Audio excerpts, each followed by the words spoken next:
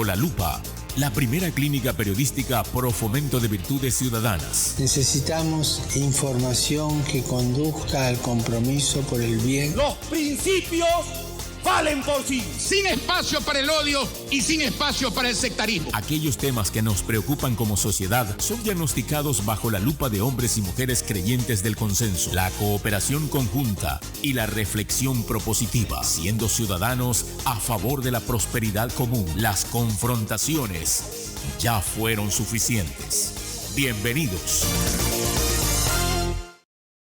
Sentido saludo, querido audiencia de la Clínica Periodística Ciudadana Bajo la Lupa. Hoy, vía online, un panel sobre el momento económico del país y sobre todo alternativas de salida. El legislador Henry Kronfle, el ex asambleísta Yanes y el doctor Carlos Cabanilla. Bienvenidos a Bajo la Lupa. Muchísimas gracias por la invitación. Gracias, un gusto estar aquí. Un saludo fraterno a todos. Sí, igualmente un saludo cordial para el tocayo Henry Kronfle, para usted, señor periodista, y para el economista Carlos. Directamente, comienzo con el asambleísta Henry Kronfle. Por favor, en 3 minutos, asambleísta Kronfle, un panorama de lo que está ocurriendo en el Ecuador, teniendo en cuenta para todos lo que ha ocurrido, el efecto con la pandemia del coronavirus, la intención del presidente Moreno de aliviar a la misma respecto a 2 proyectos de ley económica urgentes, la iliquidez que está ocurriendo en el aparato empresarial y 2 fantasmas que probablemente estén cobrando cuerpo. Ustedes me censurarán si estoy equivocado: el desempleo y las quiebras de las empresas. Asambleísta Henry Kronfle. Bueno, muchas gracias por su pregunta. Por supuesto, hay 2 proyectos de ley presentados. Uno, para viabilizarse de alguna manera algunos puntos que se requieren por los multilaterales para obtener liquidez a través de ellos. El otro, como parte de la crisis económica y social que está viviendo el país por efectos del COVID-19, del coronavirus. Son 2 proyectos que han llegado a la Asamblea. Esos 2 proyectos tienen que ver, uno con una supuesta ayuda humanitaria que para nosotros es clarísimo que son impuestos disfrazados, y el otro con una serie de estructuras como el control del presupuesto general del Estado, como la función del Banco Central, cómo generar fondos que puedan servir más adelante para cualquier otra contingencia. En todo caso, los proyectos tienen que enfocarse en las soluciones que requiere el país, que están en la liquidez y en la estructura. El país tiene que resolver los problemas de liquidez primero y los problemas estructurales de una vez, mientras se arreglan los problemas de liquidez, pero de manera inmediata. ¿Y qué tienen que buscar como objetivo estos proyectos? Liquidez a los ecuatorianos que están en el desempleo y en el subempleo, que son alrededor de 5 millones de ecuatorianos. Llegar a ellos directamente con dinero, con medicinas y con alimentación.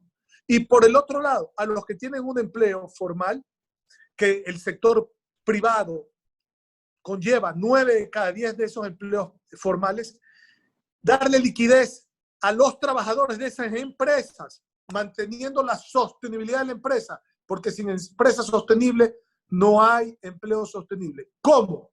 Tratando de disminuir al mínimo los empleos, tratando de disminuir al mínimo la producción y tratando de disminuir al mínimo la merma de valor agregado, que es lo que permite la creación de riqueza, para que las empresas puedan vender, la gente pueda comprar y se pueda hacer esto a través de un medio que es el dinero, que es lo que se llama economía. Ahí tiene que apuntar como objetivo último cualquier proyecto de ley que se discuta en este momento en el país. Asambleísta Kronfle, para pasar con el doctor Cabanilla, únicamente y de manera muy sucinta, por favor. Coincide con el exalcalde de Guayaquil, Jaime Nebot, que hoy manifestó, cito, que el proyecto de ley humanitaria impulsado por el presidente Moreno no tiene nada de solidario ni tampoco nada de humanista. A ver, es que sí, concuerdo, le voy a decir por qué. Porque la solidaridad, como lo dijo San Juan Pablo II, es el nuevo rostro de la caridad. La solidaridad no se puede imponer por ley. La solidaridad es igual que la responsabilidad social empresarial, igualita. Comienza donde termina la ley, porque de lo contrario es cumplir con la ley. Entonces, cuando usted le quieren disfrazar un impuesto de solidaridad, ya deja de ser solidaridad. La solidaridad se da por la voluntad. Entonces, esto no es un proyecto, sino tributario per se. ¿Dónde puede existir solidaridad dentro de este proyecto? En materia laboral. ¿Y por qué digo que en materia laboral? Porque confundida la gente dice, si se llega a un acuerdo entre trabajadores y empleadores, es para salvar a la empresa. No, señores, no es solo para salvar a la vaca que da la leche y que todo el mundo toma de la leche, haciendo un símil entre la vaca y la empresa.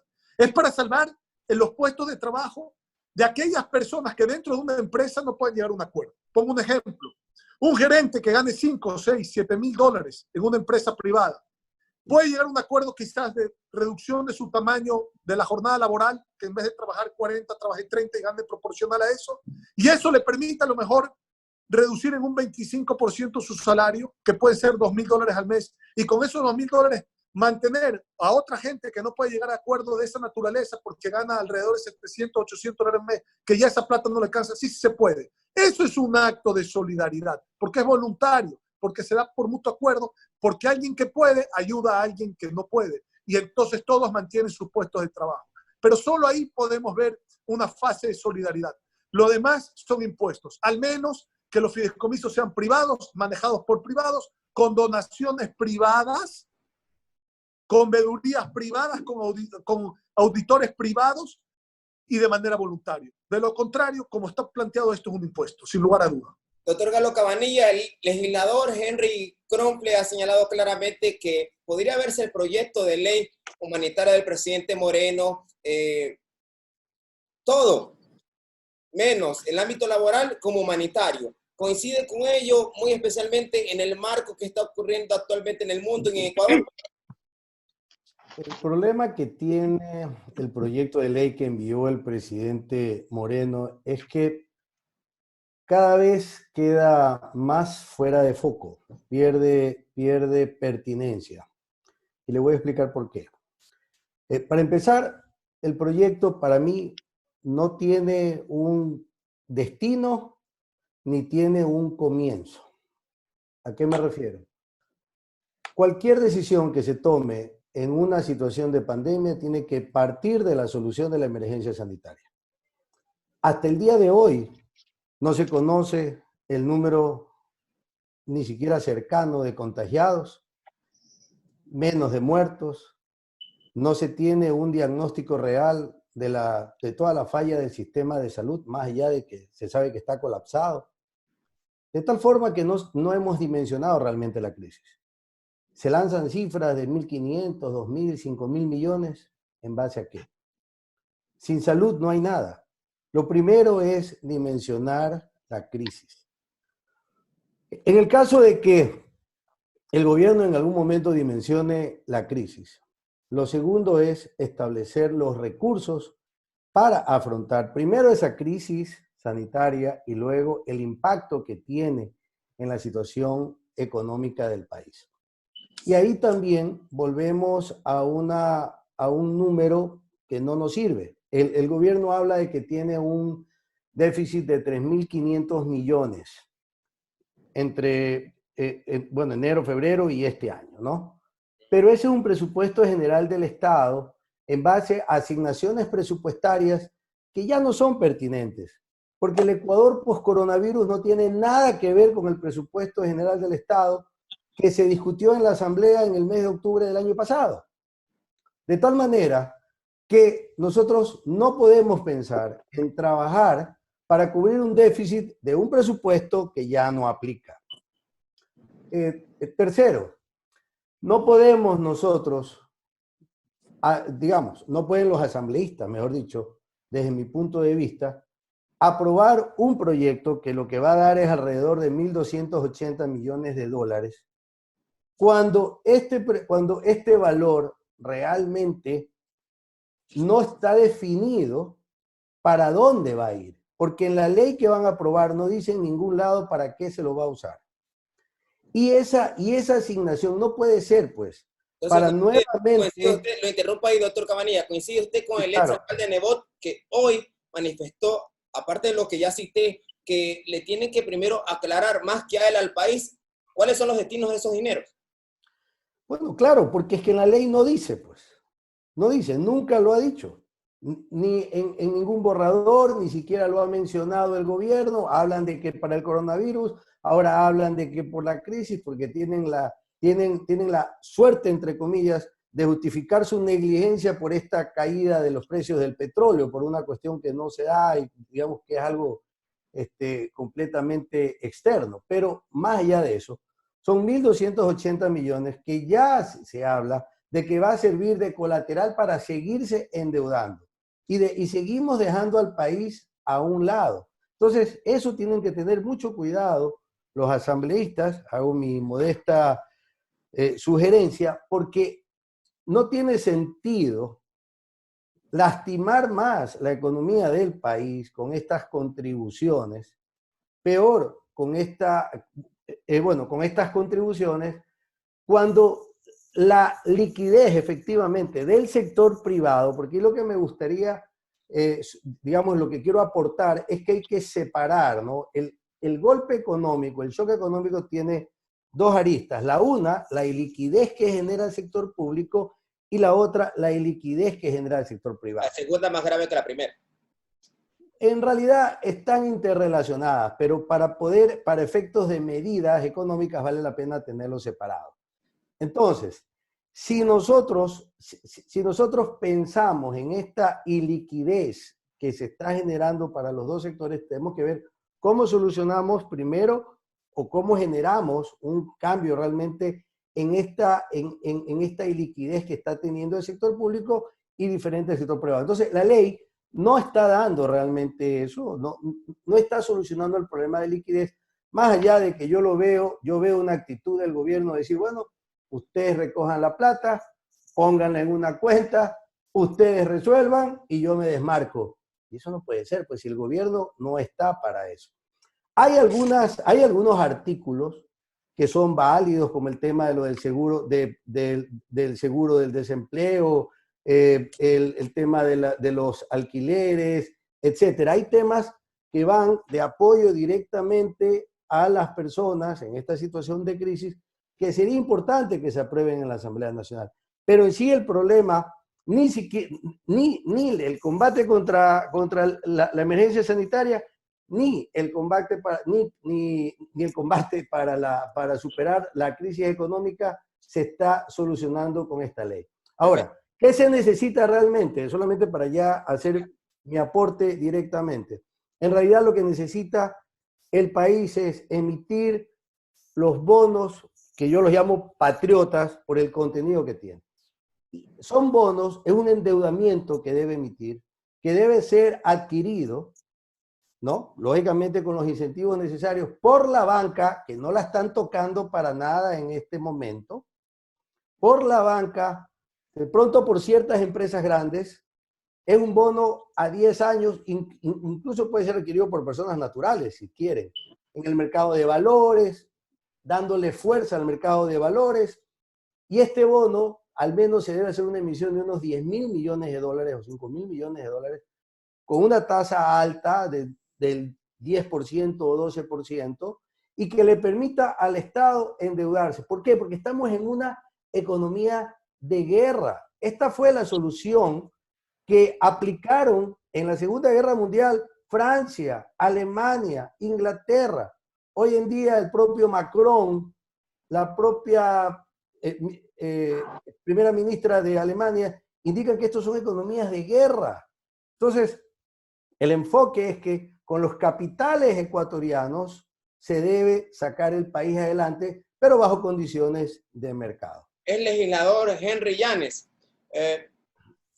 por lado de la Asamblea Nacional, en la boca del asambleísta Henry Kronfle, ha señalado que el proyecto de ley enviado por el presidente de la República podría rescatarse la parte normativa en cuanto a lo laboral y el resto solamente serían impuestos. El economista Cabanilla manifiesta que hay partes de la normativa que se pueden rescatar y otras no tanto. Todo esto que se está realizando desde el aparato estatal enfrenta, como dijo el presidente Moreno el día de ayer, uno de los momentos más críticos, por no decir el más crítico de la historia, con la caída histórica del precio del petróleo. Usted desde ese ámbito y su experiencia, y aparte la del legislador, ¿cuál es su óptica? Nuevamente buenas tardes a los amigos, al asambleísta Henry Kronfle, tocayo, y al doctor Galo Cabanilla, y a la audiencia. Bueno, yo diría que el gobierno, yo diría, y lamentablemente el país y la sociedad, sin ser culpables de lo que ha pasado en toda esta década o más, realmente hoy en día estamos en una situación muy grave, y todos, unos más que otros, especialmente los sectores sociales a los que se refería el asambleísta Henry Kronfle. A diciembre del año pasado había una población que estaba en el subempleo y en el desempleo aproximadamente en el 62% de la población económicamente activa. Y una población económicamente activa de 8 millones de ecuatorianos. Por tanto, eran aproximadamente, hasta diciembre del año pasado, 5.300.000 personas que estaban en el subempleo y desempleo, 57% en el desempleo y 4.5% en el desempleo abierto. Entonces, de esa población que estaba en el subempleo, más o menos el 57% que señalo con relación a la PEA, un millón y medio de ecuatorianos recibía $45 al mes. $45 al mes, ¿ya? Más o menos $1.50 por día. Y había 3 millones aproximadamente de que vivía con $3 diarios, $90 al mes. Entonces, esta población del 57% de la PEA es la que estaba trabajando en la economía urbana, en la economía de vender frutas en las calles, de limpiar botas, vender caramelos, periódicos, ya de vender en los vehículos, en los buses, en los vehículos articulados, etcétera. Y entonces, hoy con este problema, esa economía ya no la van a tener, porque la gente con el problema de la pandemia va a tener temor de comprar los bienes que ellos venden. Entonces la urgencia es cómo tener recursos, lo que dice el asambleísta Henry Kronfle, para que esas personas tengan recursos, los $50, los $60, $90, y usted en un plazo de 6 meses o más, porque no vamos a salir de este problema de forma inmediata. Entonces los que han gobernado el país en los últimos 13 años, no entendieron el carácter de la economía ecuatoriana. Y el carácter de nuestra economía ecuatoriana es que esta economía se sostiene porque potencializa 3 variables o 4 variables que son fundamentales. La una, el tema de las exportaciones. La segunda, lo que tiene que ver con la inversión extranjera directa. La tercero, lo que tiene que ver con deuda, que estamos sobreendeudados. Y lo cuarto, que tiene que ver con la transferencia de las remesas de los inmigrantes, que entiendo que en estas semanas ha de haber bajado sustancialmente, enormemente, porque la gente está parada, tanto en Europa como en los Estados Unidos. Entonces no entendieron el carácter de la economía, ni el señor Correa, ni el señor Moreno. Una economía en dólares, lo que había que hacer, o lo que hay que hacer, es siempre potencializar el mercado interno y volverlo competitivo en el mercado internacional. Y lo segundo que hay que hacer es fomentar el ahorro. Entonces, lamentablemente no hemos fortalecido el aparato productivo interno, no le hemos dado mayor potencialidad para ser más fuertes en las exportaciones en estos últimos 3 años, y igualmente no se ha mejorado lo que es el empleo y no tenemos fondos de ahorro. Entonces, yo diría que más bien deberíamos aprovechar estos espacios para plantear ideas centrales. ¿Cuáles? Por ejemplo, la economía debería estar en manos de la sociedad de Ecuador. Y hay que redefinir el rol en el manejo de la economía, el rol del Estado. Yo creo que hoy más que nunca es fundamental trabajar en eso, a efectos de que áreas fundamentales, como por ejemplo los hidrocarburos, como por ejemplo la actividad minera, como por ejemplo las telecomunicaciones, que son en donde se concentran mayormente los recursos, y también el sector eléctrico. Por ejemplo, aplicar lo que dice el 408 de la Constitución de la República, a efectos de que estas actividades económicas que hoy están en manos del Estado pasen al sector privado mediante procesos de licitación con la participación de empresas nacionales e internacionales de gran solvencia económica, de gran solvencia técnica, empresas que tengan prestigio internacional y puedan participar como accionistas en estos procesos del manejo de estas actividades, en donde el Estado sea accionista, pero que el Estado no maneje, sino que la operación de estas actividades económicas esté en manos de estas empresas que ganen concursos mediante proceso licitatorio, y entonces el Estado cumpla su rol que le corresponde, ser un Estado fuerte en la regulación, ser un Estado fuerte en el control. Entonces, yo no estoy de acuerdo, por ejemplo, que la administración de estas empresas pase por concesión al sector privado. ¿Por qué? Porque bueno, ya vemos por lo que ha pasado en América Latina. Y lamentablemente vienen al gobierno gentes que actúan en contra de los intereses del país, que utilizan el aparato del Estado para enriquecerse, que se apropian de los bienes públicos, ¿no? Y que se creen todos unos emperadores en el manejo del Estado, como lo tuvimos aquí con Correa, como sucedió con Chávez y ahora Maduro en Venezuela, y como está sucediendo en Nicaragua con Ortega. Entonces si damos la concesión solo para la administración, sucede que con gobiernos de esa naturaleza le van a seguir metiendo mano a estas actividades económicas. Pero en cambio, si las concesionamos mediante un proceso de abrir acciones para que el Estado sea accionista y la empresa privada nacional extranjera sea accionista, ella sea la que opere, y el Estado lo que va a hacer, como digo, regulación y control, y dónde capta recursos el Estado, en su condición de accionista, controla el cumplimiento de la ley, controla el cumplimiento del contrato, controla el pago de los impuestos, y allí hay que conformar más bien un comité de administración del contrato que vigile lo que acabo de decir. Entonces yo diría que deberíamos ir por ahí. Entonces, en el sector petrolero, ¿cómo deberíamos manejar un proceso de transformación de la gestión de las actividades económicas?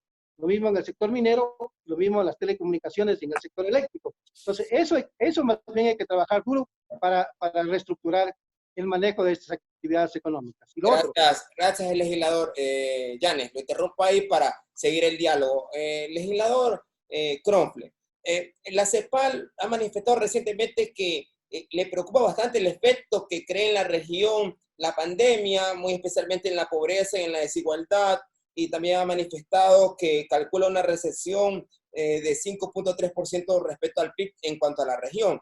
Mientras que el ministro Martínez manifiesta que el escenario que ellos apuntan es de una contracción de la economía, un freno a esa contracción y un crecimiento. Desde su óptica y también como empresario, ¿cómo mira ese desenvolvimiento ecuatoriano, muy especialmente cuando hay analistas económicos, economistas y académicos que infieren que tienen bastante preocupación respecto a que brinquemos si no hacemos bien las cosas desde una pandemia sanitaria con efectos económicos a una pandemia en el impacto financiero y del financiero en la economía real? Gracias por su pregunta. Primero quiero aclarar algo porque usted mencionó algo que yo dije que no es exactamente como yo lo dije. Yo lo que le dije es que la única parte humanitaria de la ley se la podía encontrar en la parte laboral de llegarse a dar estos acuerdos entre trabajadores del sector privado. Pero yo no he dicho que esa es la única parte positiva de la ley. La ley sí tiene partes positivas que hay que dejarlas sumamente claras. Primero, está la suspensión temporal de desahucio en manera de inquilinato, el contrato justamente de arrendamiento de una propiedad, de una vivienda, de una propiedad para vivienda, ¿no? Privada. Por ejemplo, la prohibición de terminación de los contratos de póliza de salud por mora en el pago, ¿no? Extiende la cobertura de la seguridad social en los préstamos de servicios por 60 días adicionales a trabajadores que perdieron el empleo entre abril y julio de este año, o que puedan perder el empleo. Se otorga facilidades de pago a la seguridad social a pymes de los meses de marzo a julio. Es decir, hay una serie de cosas que no son las únicas las que le acabo de mencionar, que sí son positivas, pero la ley hay que corregirse porque la ley debe de buscar evitar la exacción del ciudadano y de las empresas que no tienen un centavo donde caerse muertos hoy, que muchos no cobran, muchos tienen cerradas estas empresas unipersonales que funcionan a través de RUC personal, pero que en la práctica son microempresas y que además están secas. Restaurantes no venden nada, dentistas, imagínese usted qué puede hacer un dentista ahorita, peluquerías, le puedo dar una serie, abogados, una serie de negocios, el comercio en general, las tiendas de abarrotes. Periodistas. Es decir, están parados. Periodistas, una serie de cosas. Pero bueno, ¿qué es lo que tiene que hacer el país? ¿Cuánto yo percibo que va a ser la caída? Gracias, legislador. Vamos no se preocupe, vamos al punto clave. ¿Qué es lo que yo veo? Yo veo una caída del PIB en el Ecuador mucho más fuerte que lo que puede ser lo que dice la CEPAL. El Ecuador es un país sui generis, tiene una circunstancia diferente a los demás países de la región, porque aquí no se puede emitir moneda, gracias a Dios. Existe la dolarización, que es una camisa de fuerza con la gracia de Dios, porque eso hace que nos esforcemos a ver salidas en vez de romper la camisa de fuerzas como hubiera sido con una moneda normal, en donde lo que hubiera pasado es una devaluación excesiva para compensar la deficiencia del Estado. Pero lo que sí se necesita es liquidez. Eso es lo principal. Y la liquidez viene por temas que no son estructurales y por temas que son estructurales. Y hay temas de liquidez estructurales que son los primeros que hay que manejar, y luego los no estructurales, porque ayuda también al arreglo estructural. Entonces, lo primero es la liquidez y luego lo estructural. Voy a explicar el tema de la liquidez, porque muy bien el economista Ernesto Cabanilla acaba de decir, una de las soluciones de liquidez puede ser emitir un bono patriota, que lo compre pues la banca privada, que lo compren a lo mejor las grandes empresas de telecomunicaciones del país, las grandes empresas petroleras del Ecuador que hacen negocios con el Estado, las grandes constructoras de la obra de infraestructura. O constructoras o sectores nacionales que digan hay un alto riesgo allí en comprar esos papeles, le pregunto a asambleísta Cronfle. Siempre va a haber un riesgo, pero está compensado con una tasa de rendimiento, por un lado. Alta. Y por el otro lado, si no quieren hacer eso, hay otras alternativas, que es conformar sus propios fideicomisos solidarios para poder atender a través de una ayuda social o dar en préstamo al gobierno liquidez a través, por ejemplo, de pagarés que pueden ser descontados en 6 años y que a cambio el gobierno les entregue también descontado en 6 años créditos tributarios sin limitaciones de uso, cosa que se torne un préstamo de liquidez al gobierno inmediato porque se descuente ese pagar en la banca, pero hay 6 años para pagar, pero el gobierno recibe la plata hoy. O sea, maneras hay, pero déjeme hablar, eso es un caso de liquidez. ¿Qué es lo que necesita desde el punto de vista de la liquidez estructural del país? La focalización de los subsidios. Eso es inmediato. Acuérdese usted que en octubre dijeron en 7 días vamos a tener listo el proyecto de focalización de los subsidios. Han pasado 7 meses, no hay tal proyecto.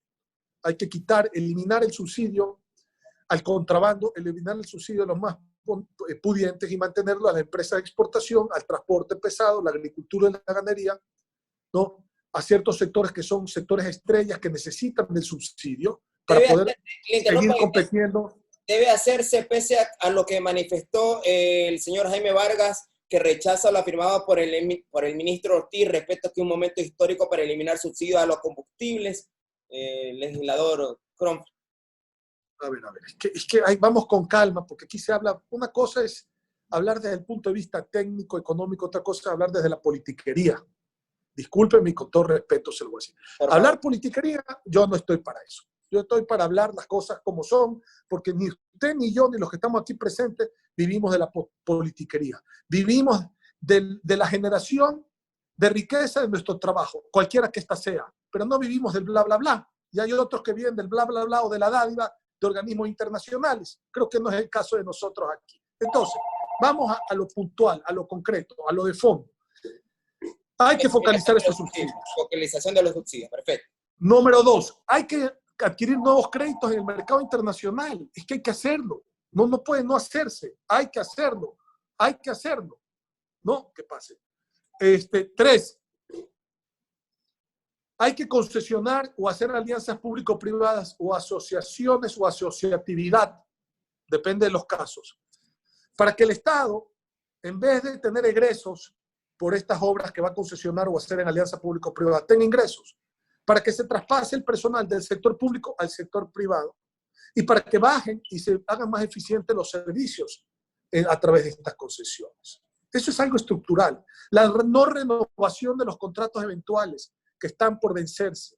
Eso no son despidos en el gobierno, pero hay 10.750 contratos que no tienen que ver con enfermeras, no tienen que ver con médicos, no tienen que ver con policías. 10.750 a 1.150 dólares promedio. Son 150 millones de dólares al año. Cuidado. que estoy seguro que el 90% eso ni se necesita. Cuidado. Entonces, eso no es despido. Hay que homologar los salarios. Por ejemplo, ¿por qué un médico del municipio de Guayaquil, que tiene las mismas funciones que un médico en el gobierno central, en el un lado gana $1.800, en el otro gana 4.350? Entonces, no entiendo, pues.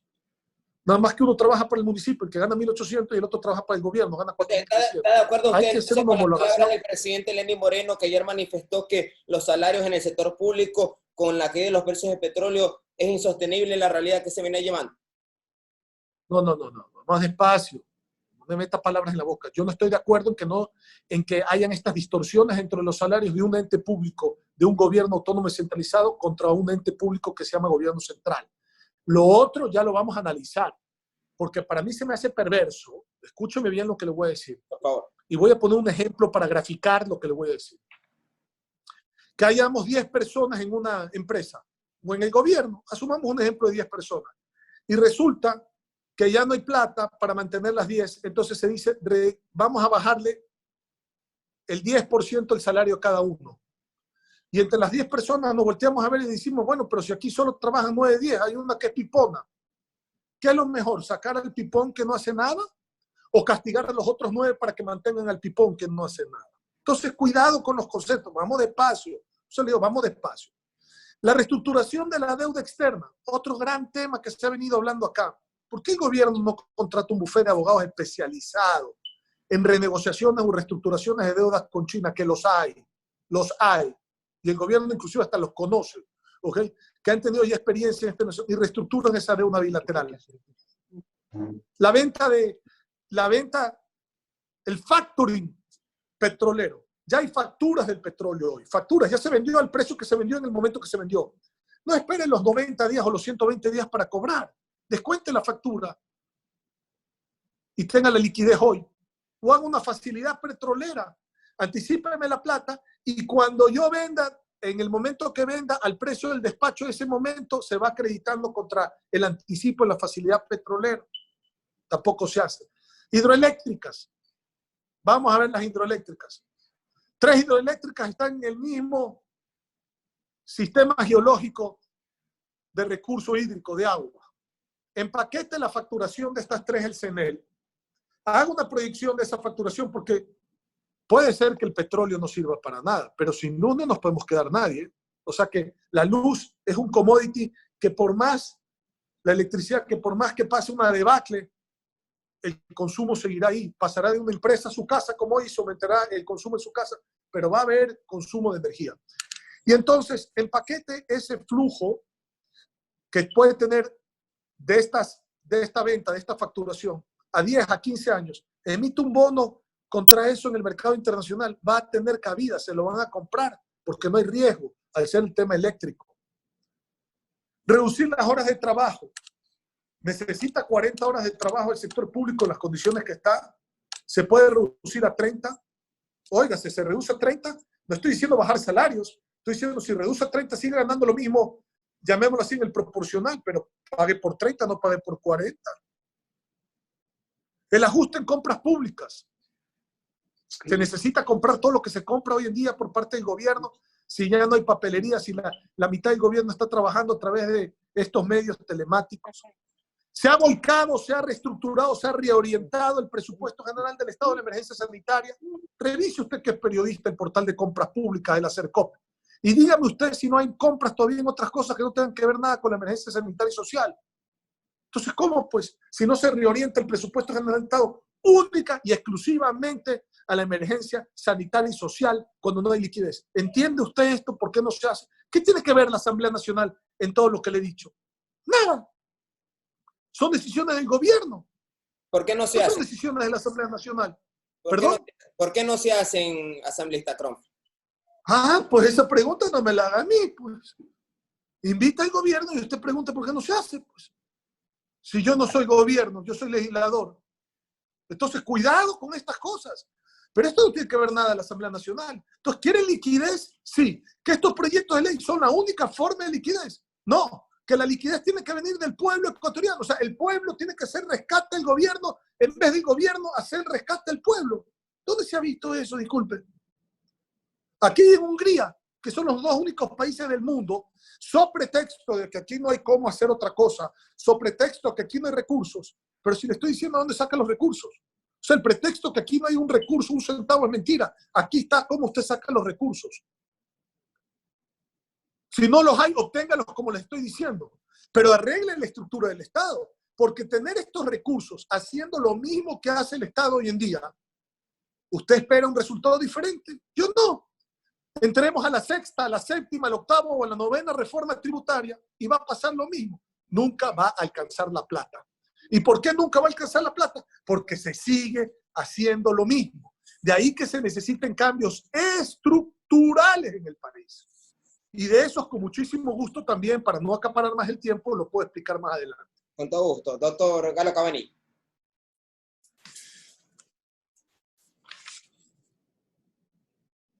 El micrófono, doctor Cabanillas, el micrófono, por favor, active.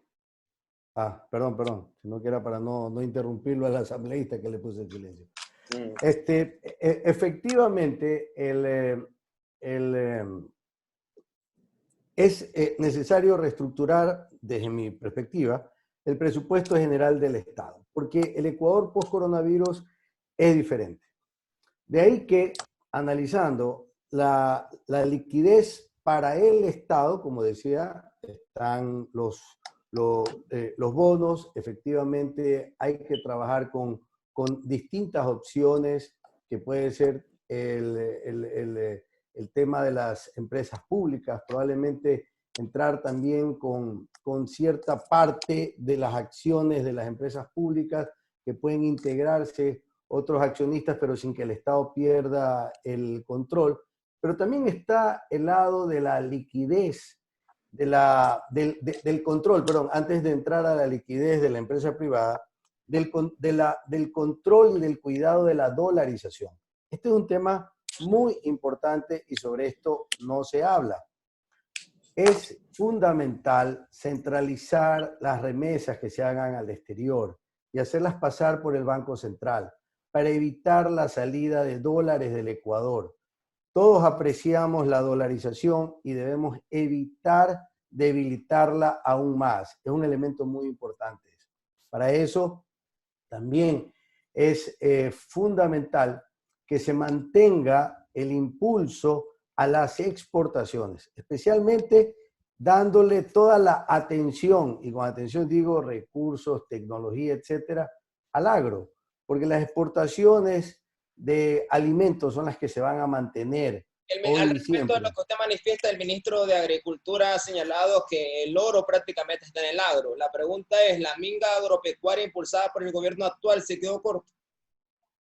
Sí, claro. Estamos hablando realmente de elaborar todo un paquete de medidas, de financiamientos, productos financieros especiales para los distintos tipos de cultivos.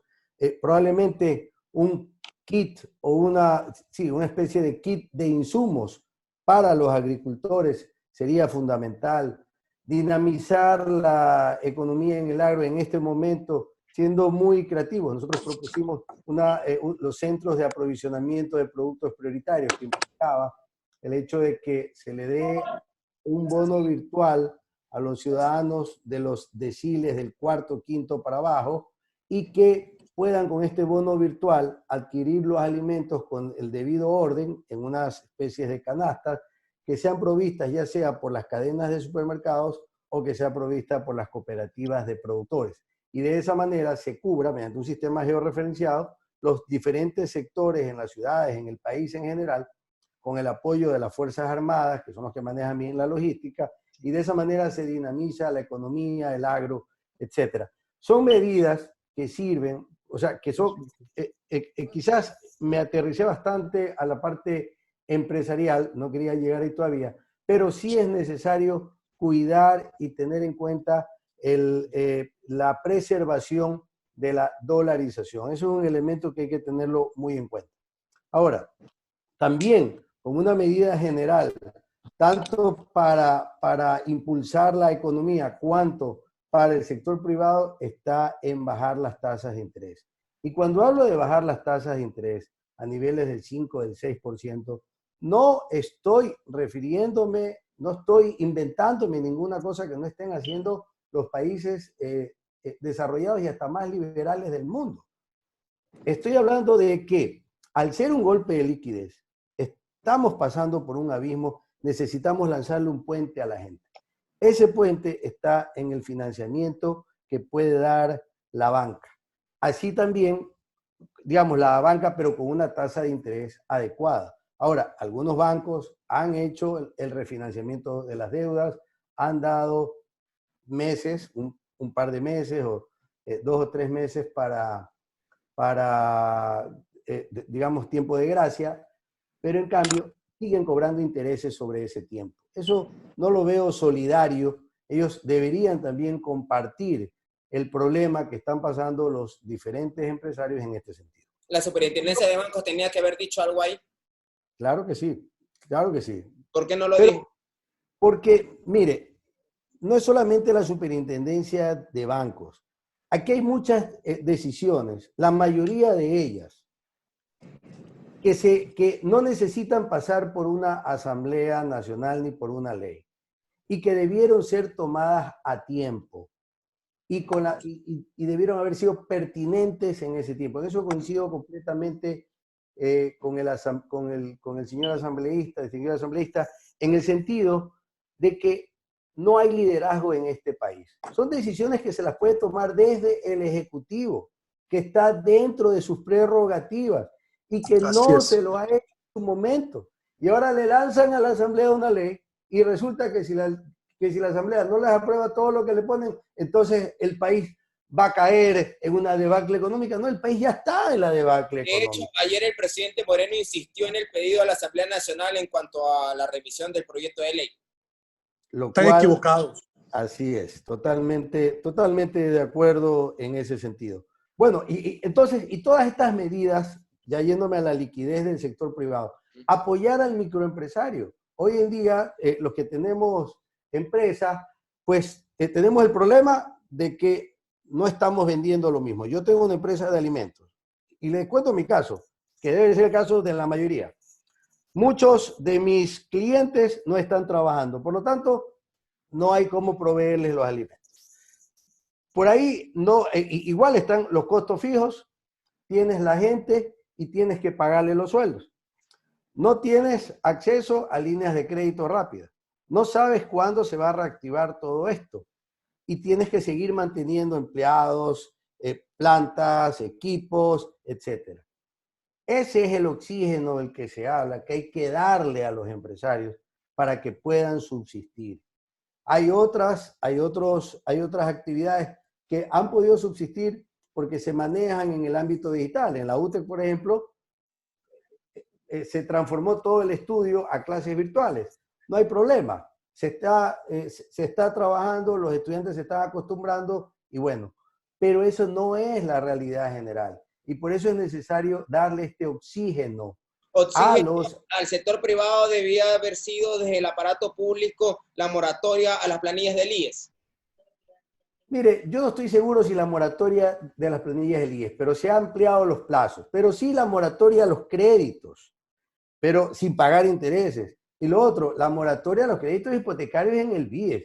Yo no entiendo cómo hay una política de parte del gobierno y sale el señor gerente del BIES a decir que ellos van a tratar de acuerdo al caso. ¿Qué es eso, pues, señor? O dan o no dan la moratoria y tienen que darla. Corrupción es eso, mi amigo, nada más. Sí, pues, o sea, ¿cómo va a creer que un gerente sale con eso? Cuando estamos viviendo tremenda situación, la gente ¿de dónde va a sacar para pagar? Entonces, hay que entender bien el problema,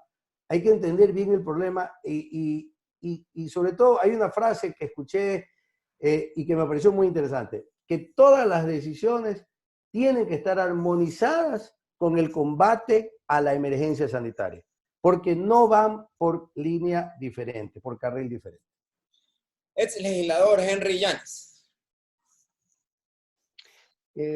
Sí, yo creo que debemos continuar en esta línea de las propuestas, porque los análisis que ha hecho el asambleísta Henry Cronfle yo creo que están completos, yo diría. hay un desglose técnico, económico, bien detallado, bien diferenciado, de manera que me parece que esa explicación ya está. Concuerdo totalmente, aunque él dice que yo pongo palabras en su boca, pero es la interrupción por la pregunta nada más. Lo siento. El economista Ernesto Cabanilla, por su experiencia académica y de empresario, igualmente ya planteó lo suyo. Pero yo sí quisiera ir por el lado de las propuestas. Yo creo que en el sector petrolero hay que hacer cambios fundamentales que el gobierno debe impulsarlos con toda decisión.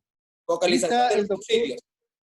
El focalización de los subsidios, lo que ha dicho a la señorita Henry Kronfle, eso es correcto, lo ha dicho Jaime Nebot, lo ha dicho el Partido Social Cristiano, lo hemos sostenido nosotros le hicimos llegar una propuesta al gobierno, un grupo de técnicos petroleros al gobierno de cómo focalizar el subsidio de los combustibles cuando el precio estaba del barril del petróleo en $55. Entonces, el gobierno nunca contestó, simplemente se entrabó en trámites burocráticos, en una inacción. Se hizo inclusive un ejercicio que nosotros no llevamos a los medios por evitar que se consolide la propuesta.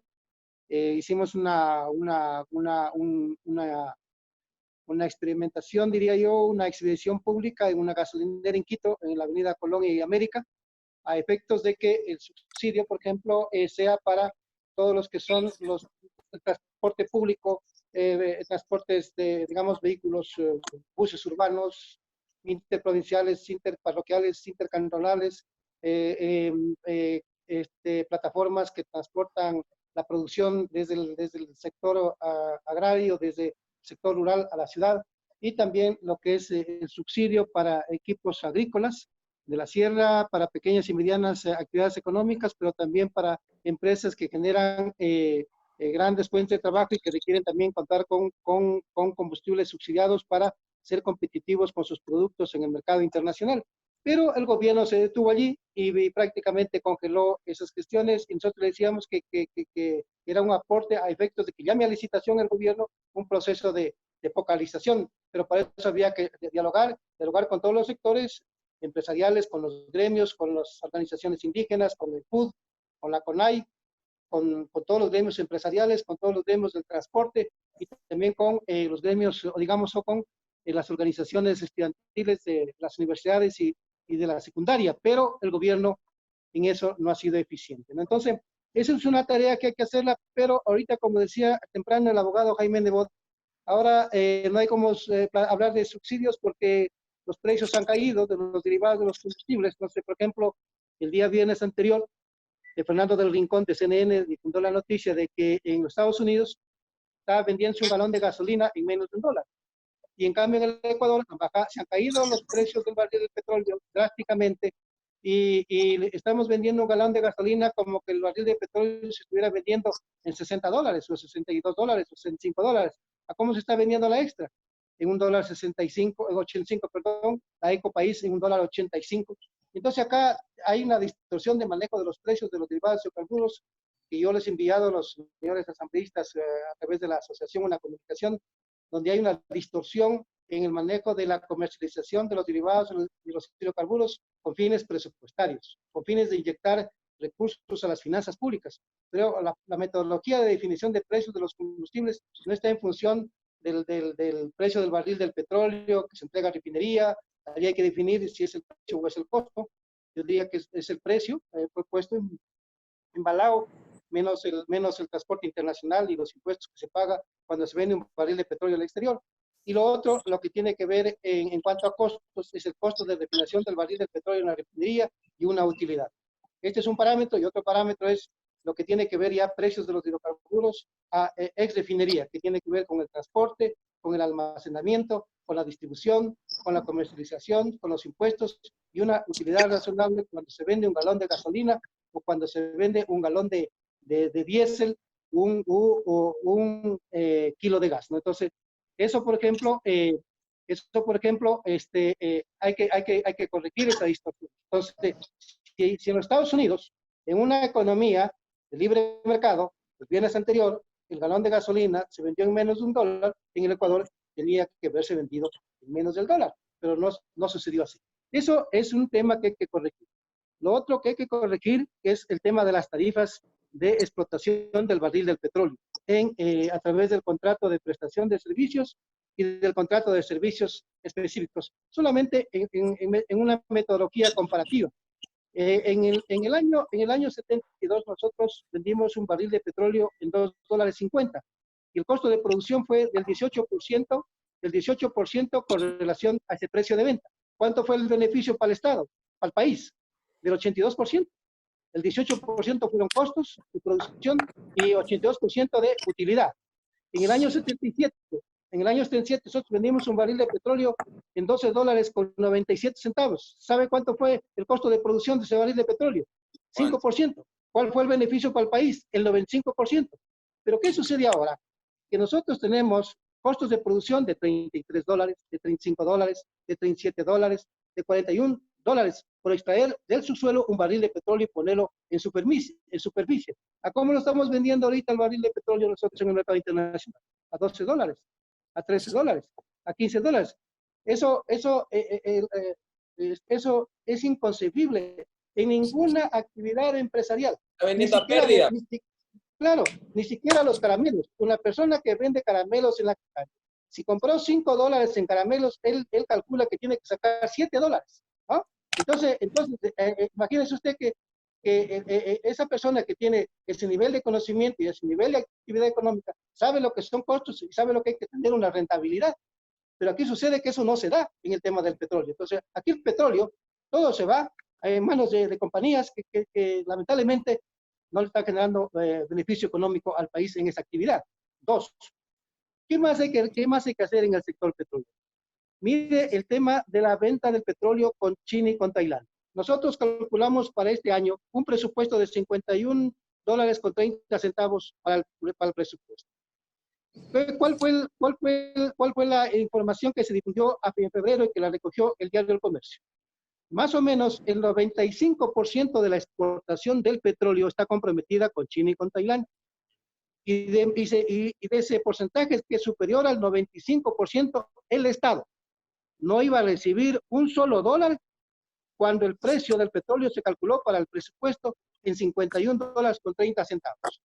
No iba a recibir un dólar, al contrario, el Estado tenía que pagarle por diferenciación de precios y tasas de interés a China y Tailandia en este año $206 millones. Eso está en el presupuesto. ¿Sabe cuánto pagaron en enero y febrero? $60 millones. Entonces, si se puede dar cuenta, si se puede imaginar, ecuatorianos, que tengamos que entregar todo el petróleo y no recibir un solo dólar. Entonces, allí hay que renegociar esos contratos con China y con Tailandia. Eso le hemos dicho al señor ministro, eso le hemos dicho en una carta y le estamos diciendo también a la Asamblea. Entonces, el señor ministro debería ir a la Asamblea para que le explique de cómo debería explicarle de la forma como el Estado desembolsa una enorme cantidad de recursos por la explotación petrolera. Entonces, que informe cuánto se le paga a cada compañía, cuánto se paga anualmente y cuánto se ha pagado en el periodo 2007-2019, y ahí van a ver miles y miles de millones de dólares. Y comparados esos pagos versus los ingresos, prácticamente nosotros hemos perdido, ¿no? Sobre todo en estos últimos años de la caída del precio del petróleo. Para ir a la parte con el legislador Cronfle, el doctor Cabanilla, y con usted, es legislador Llanes, le pido por favor solamente que termine su alocución respecto a lo que manifestó el economista Alberto Acosta Borneo, que él recomienda terminar con el monopolio de la importación por parte de Petroecuador. ¿Está de acuerdo?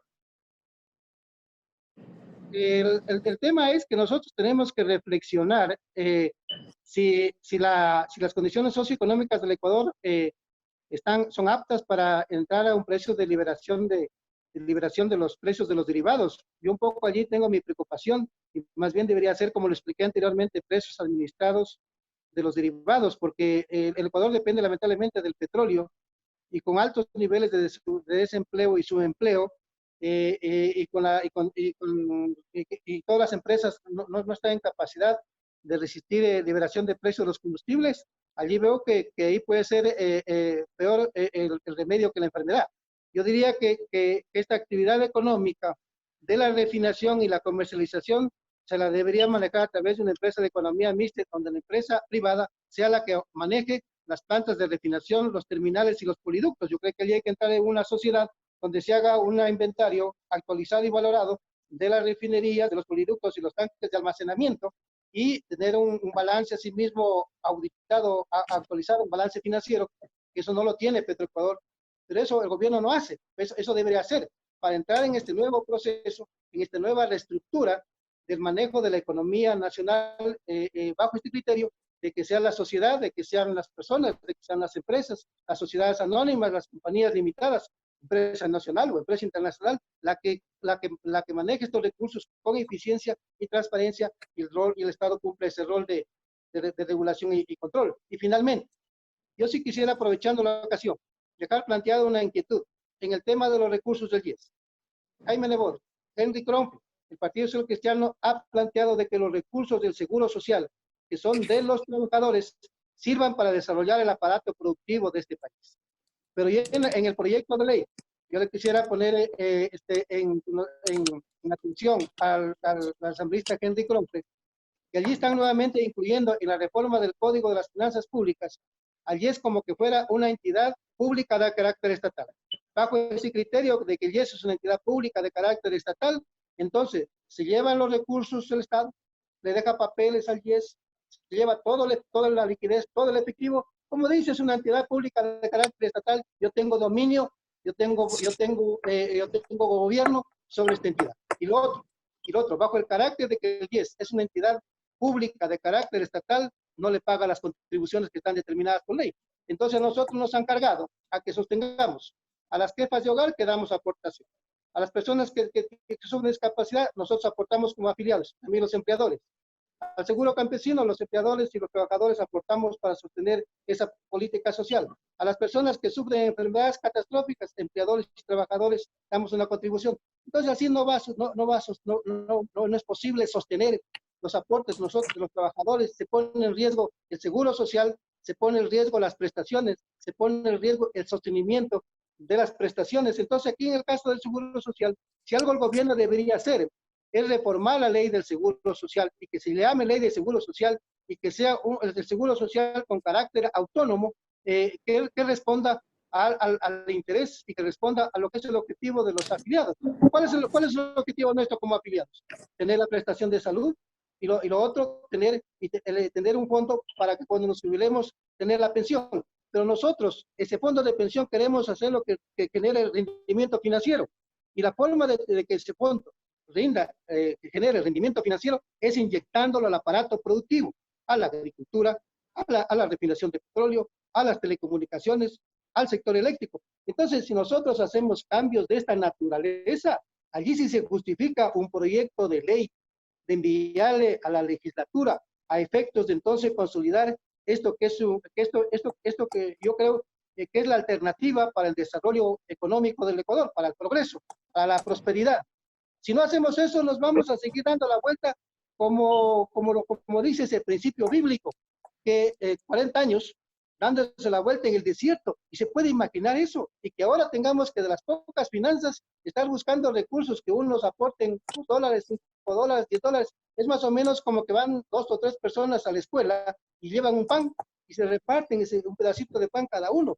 Bueno, así estamos manejando la economía de este país. Esos proyectos de ley no son trascendentes, no tienen un cambio estructural de la que habla el asambleísta Henry Kronfle. No hay un cambio estructural de la economía, no hay un cambio estructural a efectos de que se defina el rol del Estado, no hay un cambio estructural a efectos, por ejemplo, de hacer correctivos en la política fiscal y de hacer una reingeniería sobre la que es la gestión pública. Él acaba de comparar, un médico en el municipio gana 1.600 y un médico en el Ministerio de Salud gana 3.000. Entonces, $3.000. Entonces, alguien debe explicar por qué esa diferencia. Entonces, esa reingeniería, y en eso pueden trabajar muy bien las universidades, y eso hay que hacer con las universidades a futuro, con universidades y escuelas politécnicas. Hacer estas dos cosas, a cambiar el rol del Estado en el manejo de la economía nacional, que tiene que ser control y regulación, y esto otro de hacer una reingeniería en la administración pública, a nivel de gobierno nacional y de gobiernos seccionales, para poder entonces, a través de un plan escalafonario, regular las funciones y asimismo definir los salarios que deben ganar sus funcionarios. Esos son los cambios trascendentes que tienen el país. Gracias, el legislador Llanes. Asambleísta Henry Kronfle, está claro lo que está ocurriendo, las posturas, se podría decir desde la experiencia legislativa, usted como legislador y del lado de la academia, y ambos, ¿por qué no todos? Desde el ámbito empresarial y sobre todo ciudadano. La pregunta es, y ya para cerrar esta entrevista con las aportaciones de cada uno de ustedes, comienzo por usted, asambleísta Kronfle. ¿Está todo perdido en Ecuador? ¿Aún se puede hacer algo? Por favor. A ver, primero y antes que nada, voy a ser muy sintético porque tenía otra entrevista a las 6 de la tarde y estoy atrasadísimo para moverme en esa entrevista. Entonces, les ruego, para no salir antes que acabe el panel, seamos muy puntuales en la respuesta, esta última respuesta. Tomémonos 2 o 3 minutos. Primero, ya le voy a contestar, hay mucho que hacer, hay bastante que hacer, pero primero, el tema de la dolarización. ¿Cómo se preserva la dolarización? La economía se contrae cuando no hay dólares. Y entonces se va a contraer y se va a achicar. ¿Dónde explota esto? Cuando, por ejemplo, se le llevan el dinero del gobierno central, los gobiernos autónomos descentralizados y no hay obras, y cuando los policías, los militares, los maestros, los médicos, las enfermeras no cobren, porque no hay plata, porque el Estado no tiene, con la contracción económica no hay recaudación, y si no hay recaudación no hay ingreso, y si no hay ingreso no hay cómo pagar, y si no hay cómo pagar, entonces comienza un estallido social que puede conllevar a que explote la dolarización. Es la única forma que explota la dolarización, por esa contracción económica, ¿no? Por falta de dólares. Y entonces pueden venirse otros problemas, que corridas bancarias y una serie de cosas que no vamos a entrar en esos detalles, pero de ahí la importancia de mantener la liquidez para salvaguardar la dolarización. Eso es muy importante. Segundo, en la parte estructural hay que trabajar, para contestar puntualmente su pregunta. Y en la parte estructural, por ejemplo, ¿dónde está la banca de desarrollo? La comercialización del ganadero, del agricultor, que es el 50% del país, que le da de comer al 100% del país. ¿Dónde está la tecnología? Las semillas de alto rendimiento, el crédito barato, oportuno y de largo plazo para impulsar la ganadería y la agricultura, que es una fuente importantísima de empleo en el Ecuador que hoy no es rentable. No hay. ¿Dónde está la reestructuración para poder trabajar una fracción de la jornada laboral y aportar a la seguridad social única y exclusivamente en esa proporción de la fracción trabajada de la jornada laboral? Tampoco hay. Hoy la limitante es el 50% de la jornada. ¿Tenemos realmente seguridad y certeza jurídica para que aterricen las inversiones en el Ecuador? Yo lo dudo. La seguridad social, estoy totalmente de acuerdo con mi tocayo Henry Llanes. En el proyecto de ley se hace pública cuando la Organización de Naciones Unidas y el mundo entero dan una reforma estructural en todos los países para considerar a las seguridades sociales como dinero privado. ¿Por qué es dinero privado? Va hacia allá el mundo y nosotros vamos al revés. ¿Para qué? Para meterle mano, subir la aportación, meterle la mano al bolsillo, seguir generando un impuesto inútil, no canalizar los recursos de la seguridad social a la actividad económica, sino chupársela el gobierno como lo ha venido haciendo.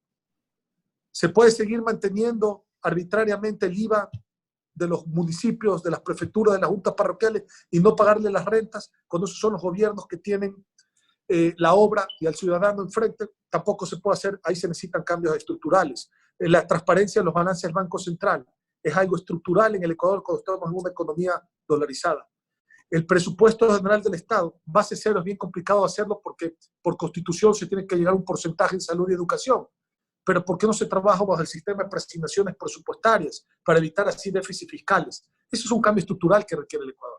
Entonces se necesitan cambios estructurales como las concesiones, las alianzas público-privadas, la focalización de subsidios, el recortar esos contratos que ya mencioné en el sector público, más todo esto que he mencionado, y eso es todavía lo que hay que hacer en el Ecuador, y hay que hacerlo más rápido que inmediatamente, porque muchos dicen toma mucho tiempo. Bueno, lo que toma mucho tiempo es lo primero que hay que hacer, y eso hay que hacer de manera urgente, sin perjuicio de conseguir liquidez a través de los mecanismos que están explicados. Gracias, asambleísta Henry Kronfle. Doctor Galo Cabanillo.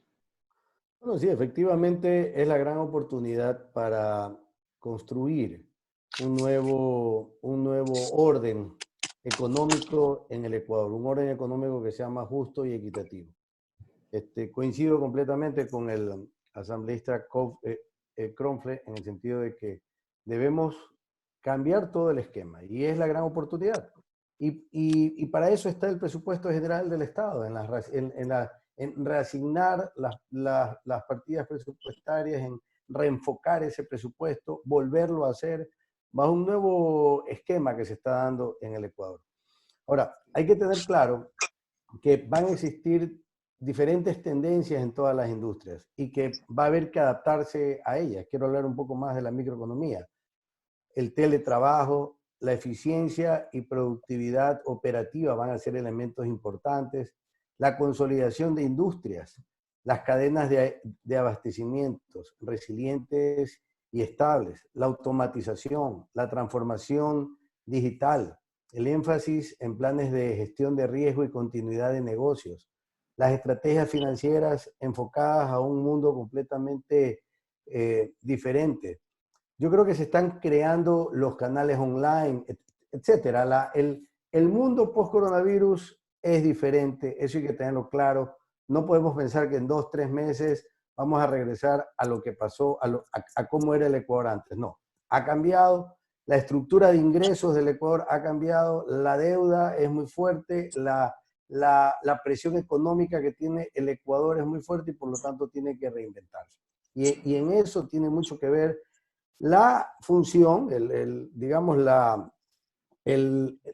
lo que va a ser el Estado, un Estado regulatorio, efectivamente, cómo se van a manejar las instituciones más importantes en el país. En el caso del IES, que ha sido mencionado, creo que es muy importante que el IES tenga autonomía del gobierno.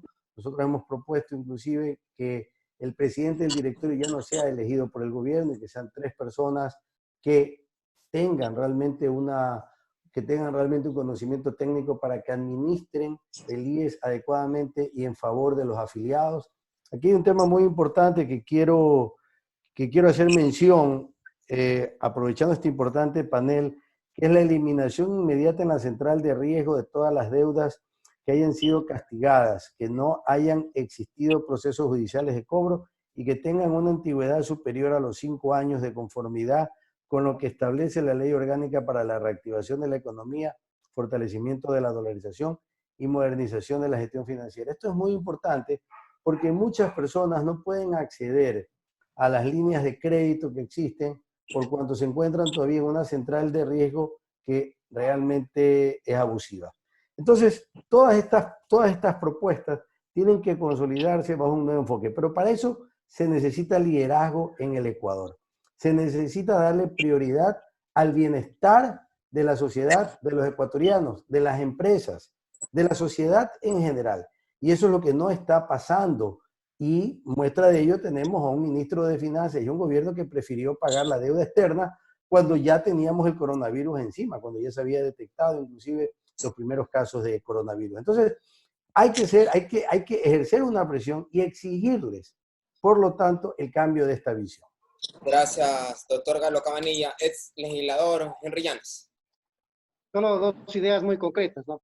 Yo creo que hoy estamos en un escenario, en verdad, como que hubiéramos sufrido el impacto de una tercera guerra mundial. Y sucede que tenemos que tener una respuesta muy clara para poder salir de las condiciones de crisis social profundas, ¿no? Recuerdo que en la Segunda Guerra Mundial, Edward Keynes planteó que para poder salir de esa catástrofe, él planteó la tesis del pleno empleo para incentivar la demanda.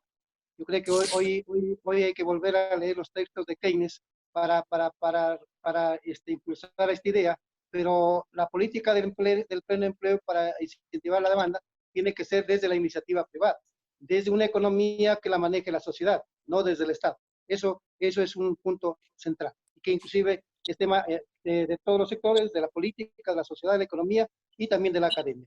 Y lo segundo, lo que quisiera poner también asimismo una preocupación, estando aquí con una audiencia muy importante, con la presencia de Henry Kronfle y del doctor Galo Cabanilla y de usted, señor periodista.